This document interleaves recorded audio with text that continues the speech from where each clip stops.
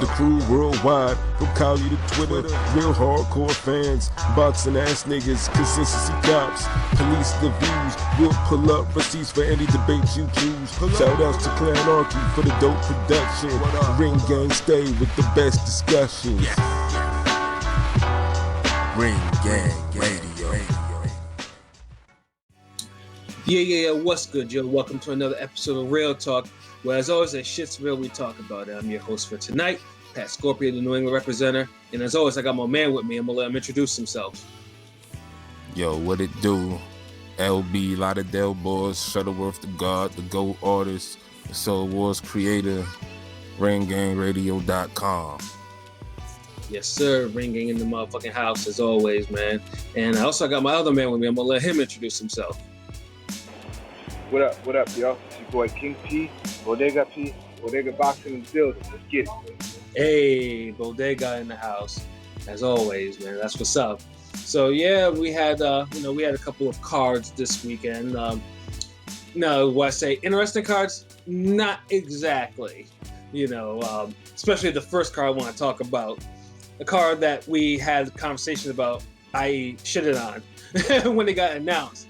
I'm talking about Erislandy Lara going, facing Canelo's older brother, Ramon Alvarez. Calling this nigga Razor Ramon, yo. Don't ever do that again. That's a disgrace to the actor. Yeah, no, ain't nothing sharp about that nigga, yo. Shit. But this as I mentioned before, when this fight is announced, I thought they were bullshitting. But sometimes, bullshit imitates life, and this is one of them. And this is one of those cards that does that. It's like the fuckery started with this card when Ramon, first of all, took his sweet time to get into the weigh-in, and bam, this nigga was 4 pounds over the limit, 4 or 4.8, some shit like that.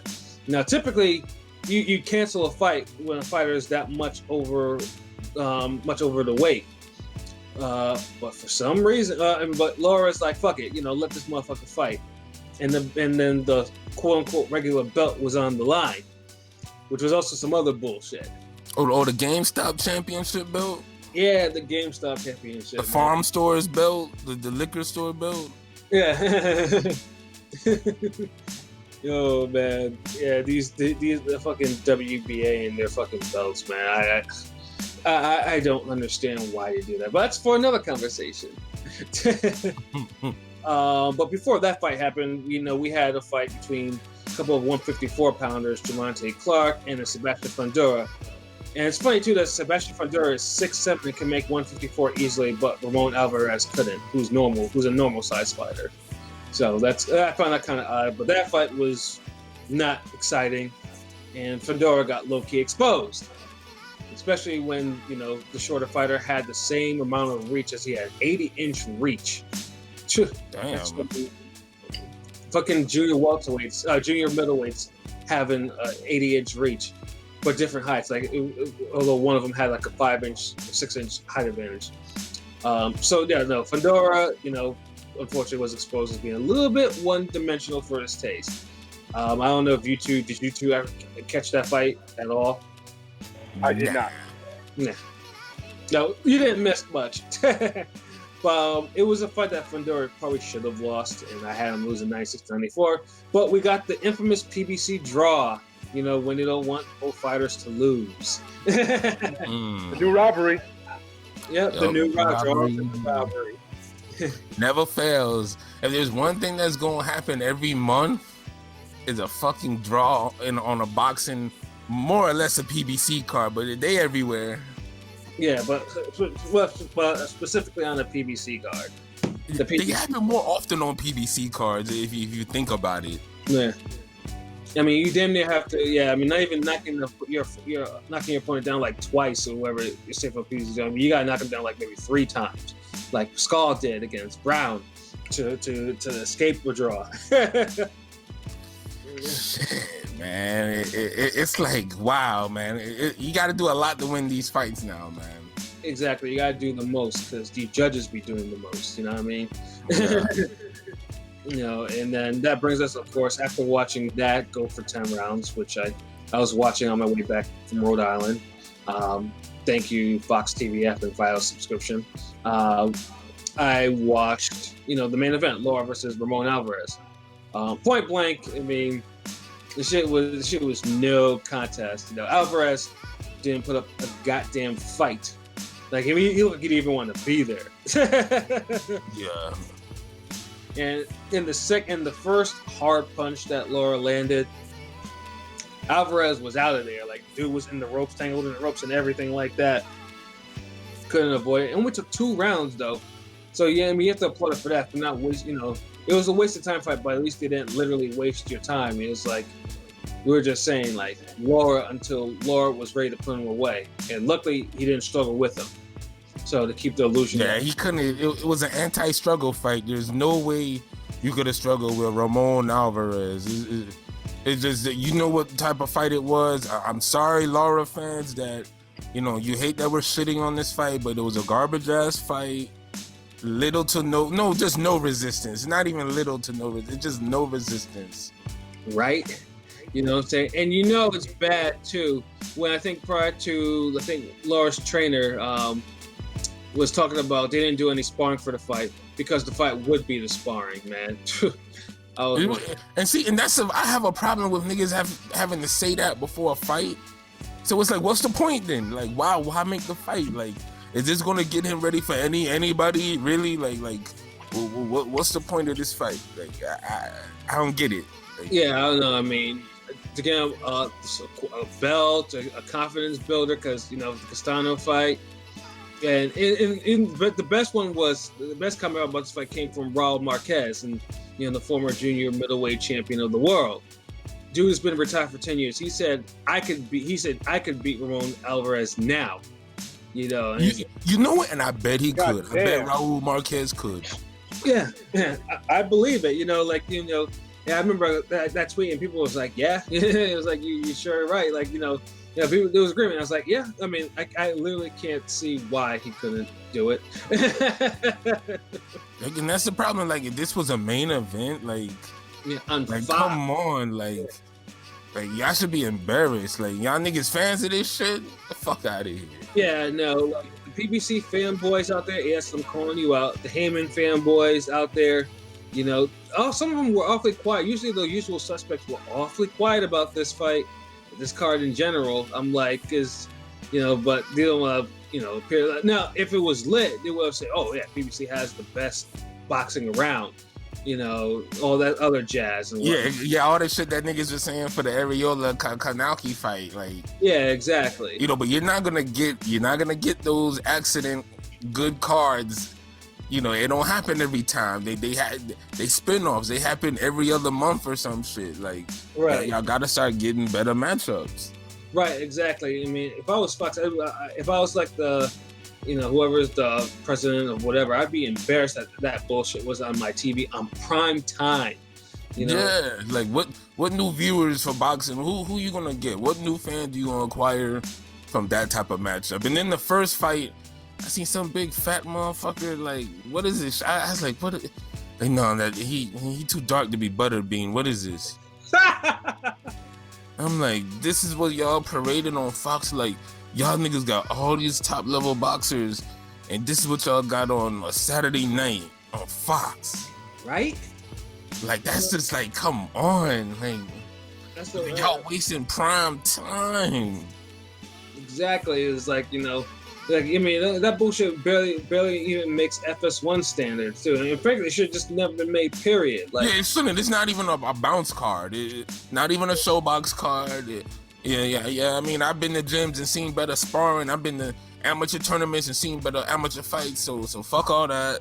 Mm-hmm. Fight was worthless. Y'all saw what we was gonna see. What was gonna happen. Niggas get out of their feelings. Niggas stop fucking hitting dislike on the YouTube videos when we call these bullshit ass cards y'all niggas is worshiping out.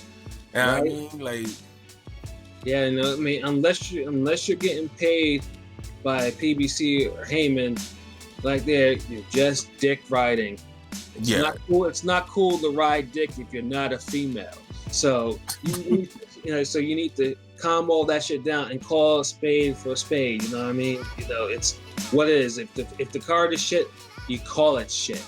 It's not. Yeah, that's the only way boxing gonna get better. Everybody just call shit out for what it is instead of just baby and coddling grown ass people.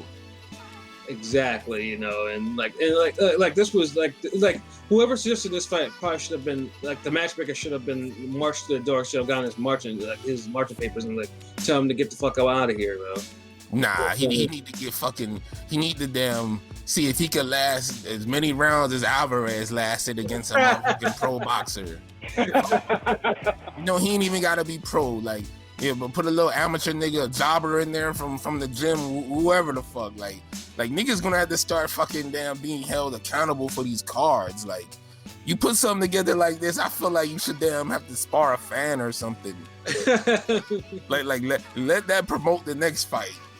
Oh right? yeah. So we got J-Rock and Laura right here set up for the Barclays Center. But first, before that, we go have the one of our executives fight a fan that was pissed off about the fight they set up last month with it was a bad headliner or whatever, but we gonna handle that right now. All right, ladies and gentlemen, let's go.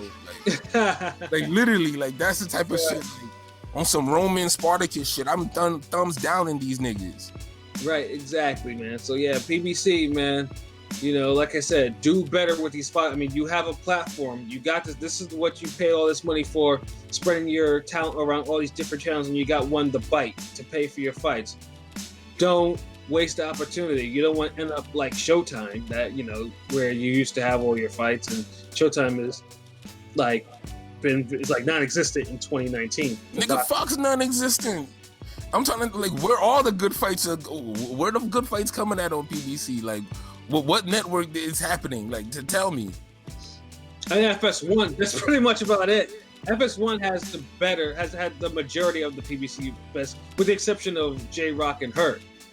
Yeah, the shot in the dark. Yeah, in the pay-per-view cards. Yeah, for the exception of Spence Garcia. I was just gonna say all the pay-per-view fights are the best ones.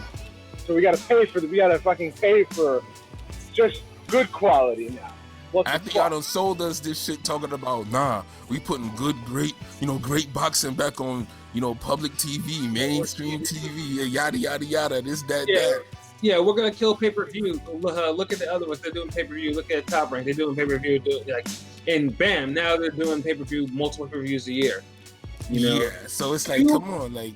That's 2 + 2 = 5 shit, man. It doesn't add up. like how we go from having fights like Danny Garcia and Keith Thurman just getting 4 million viewers on live TV with Fox on a Saturday night. Like, casuals were hitting me up like, yo, y'all seeing the Swift fight? Because the first half was like bombs away, let's be honest. It just the second half is what kind of fizzled out, but right.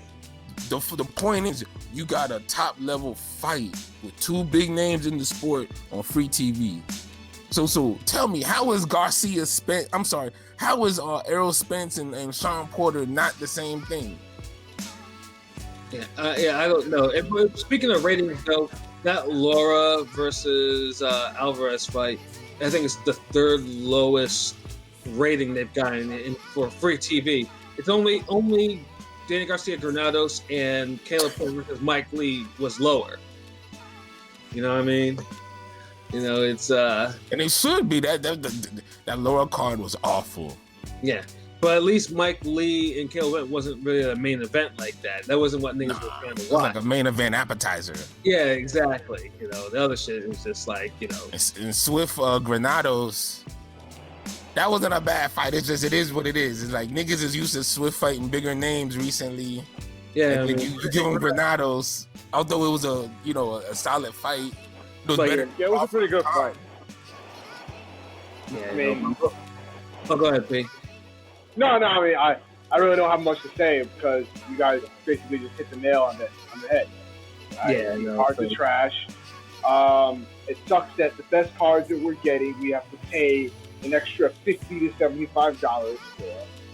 When like $20 in the theaters.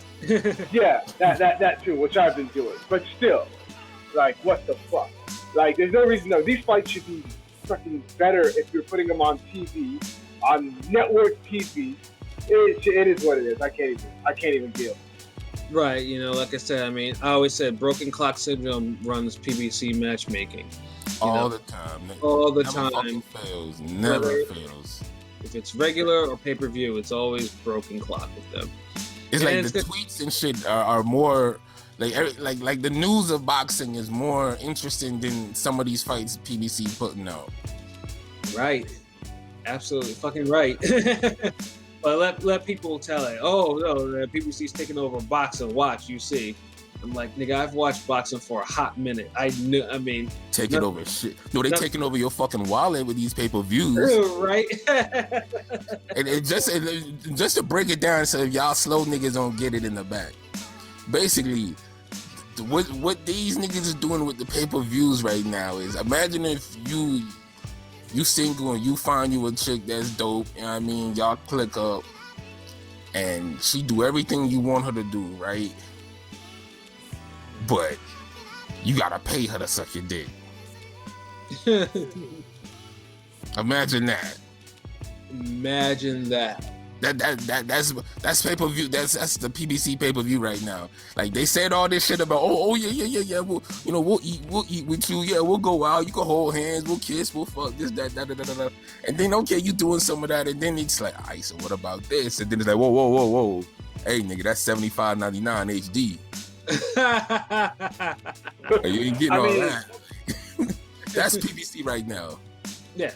Dangling all these dreams and promises, and a free fight here or there, and then it's like, boom, oh, you want this? Nah, that's pay-per-view, bro. That's $75.99. Like I said, though, that type of matchmaking only worked for ESPN Friday Night Fights because they were truly unknown people most of the time, and a lot of the time that's how fighters broke in.